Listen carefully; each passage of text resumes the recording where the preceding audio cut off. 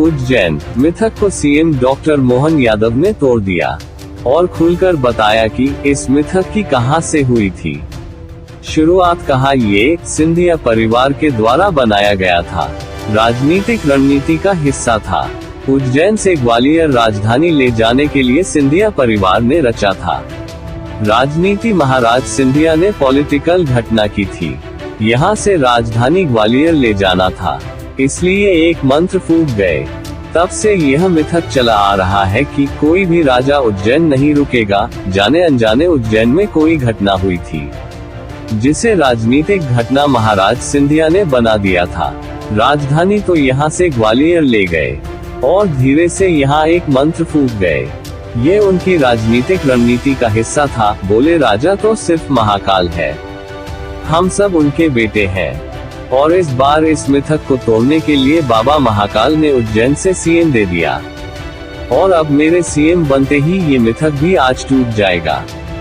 बाबा तो जन्म देने वाले हैं। बाबा महाकाल की कोई सीमा उज्जैन नगर निगम तक नहीं है, पूरे ब्रह्मांड में है। अगर उन्होंने एक बार आंखें टेढ़ी कर ली तो उनसे कौन बच सकता है। बाबा पिता है और मैं सेवक हूँ। उदाहरण है, हम सबके लिए सौभाग्य की बात है और मुझे इस बात का आनंद है।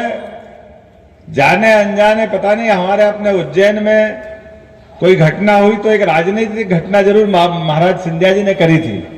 बाबा है ना मौजूद? क्या थी बाबा पॉलिटिकल घटना? कि कोई कारण से राजधानी ले जाना थी यहाँ से ग्वालियर। तो ग्वालियर राजधानी ले जाने में इच्छा तो नहीं थी, लेकिन महाराज जी चले गए, शांत हो गए। दौलत राव जी सिंधिया साहब के समय 1812 में राजधानी गई। तो उनने क्या समीकरण बनाया?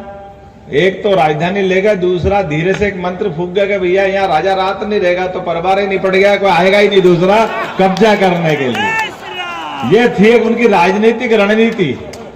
अब राजनीतिक रणनीति के हिसाब से हमारे भी जाने अनजाने अपन भी कहते राजा रात नहीं रहेगा, राजा रात नहीं रहेगा। अरे राजा तो बाबा महाकाल है, हम तो सब बेटे हैं उनके, क्यों रात नहीं देंगे? बाबा महाकाल के बाल बच्चे हम हैं। अगर हम उनके बच्चे हैं तो, और अगर बाप को मारना है तो दुनिया की कौन सी ताकत महाकाल से बाहर है? क्या नगर निगम के बाहर नहीं रहेगी? ये कैसे हो सकता है? बाबा महाकाल नगर निगम तक ही रहेंगे, ये कौन सी बात? ब्रह्मांड में कहां कोई बच सकता है? बाबा महाकाल ने अगर टेढ़ी निगाह कर ली तो बाबा तो जन्म देने वाले हैं, आशीर्वाद देने वाले हैं। इसलिए बाबा ने कहा डरो मत, तुम्हारे उज्जैन में दे देता हूं तो झंझट ही खत्म। हाँ नहीं काय का डर है यार? हमने कहा बाबा को ये लोगों का डर मिटाना है। अपन खुश है कि अपन लाए। उनने कहा लाए नहीं दादा, मैं तो तुमको दे रहा हूं।